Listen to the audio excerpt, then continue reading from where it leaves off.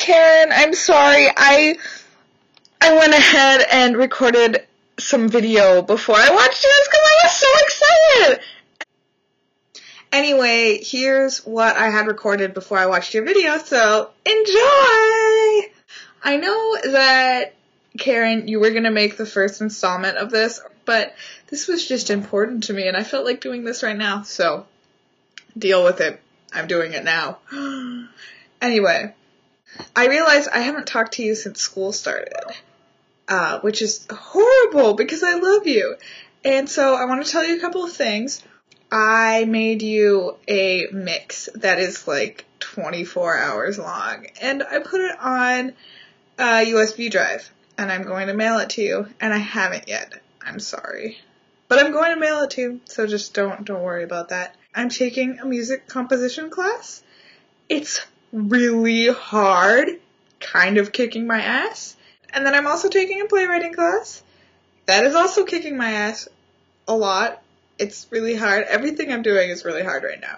Life lessons that I'm learning right now are things are hard and you need to be bad at them in order to get good. That's how you practice. You have to be humble. You meaning I have to be humble. I have to not be a perfectionist. I never thought I was a perfectionist, but it turns out I kind of am. I played on open mic night, and I played the Bigger Than Big Uni song.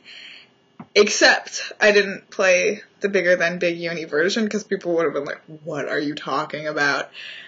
Because, I mean, I guess it's not obvious that Big Uni is a giant unicorn. So I wrote a version. I was going to just write a version that was like generic love song, applicable to anybody, but I decided why not write one specifically for my school? So I wrote one for Willamette, and it's called I Love Is Deeper Than the Millstream. Second order of business. Did I tell you I joined a sorority? Isn't that so unlike me? But I did. It's called Pi Beta Phi. You should look it up online and see how legit they are. We're going to do community service of helping kids learn how to read in the public schools.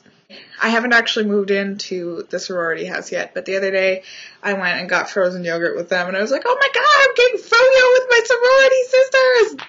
Ew!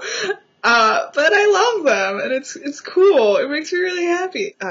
You know how we love Hank and John Green, and in their video blogs, they're always telling these random facts that they learned during the day. And I'm sure they are much more successful at telling the stories of the facts that they learned than I will be. Because as you know, I kind of suck at telling stories, I think, unless I'm writing. Because I just go on and on like I'm doing right now. So anyway, this parasite is called liver something, but I forget. I'll get back to you about what kind of thing it is. Anyway, it lives in the intestines of livestock animals.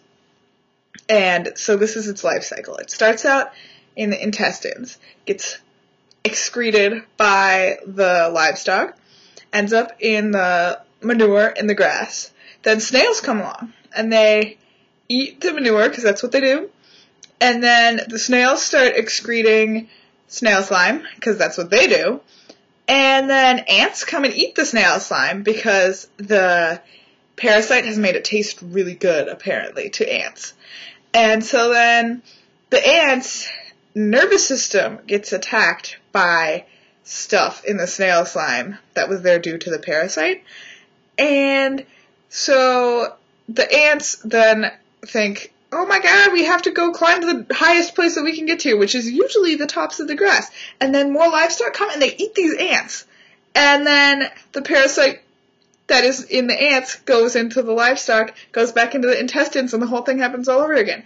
So this parasite has 3 different animal hosts during its life cycle. That's how it completes its life cycle. And so how I learned that was in my ethics class, which you would think, isn't that more of a biology type of thing? Yeah, that's what I would think too. But in my ethics class, we were talking about how, sincerely, I don't remember how the topic of the liver thing, parasite, came up in ethics. But it did. Anyway, that's all I have to say for right now. I'm sure I will think of something later. Anyway, adios. See you next time. P.S. Karen, I want you to put on, not all your shirts, you don't have to put on all your shirts, put on all your pants!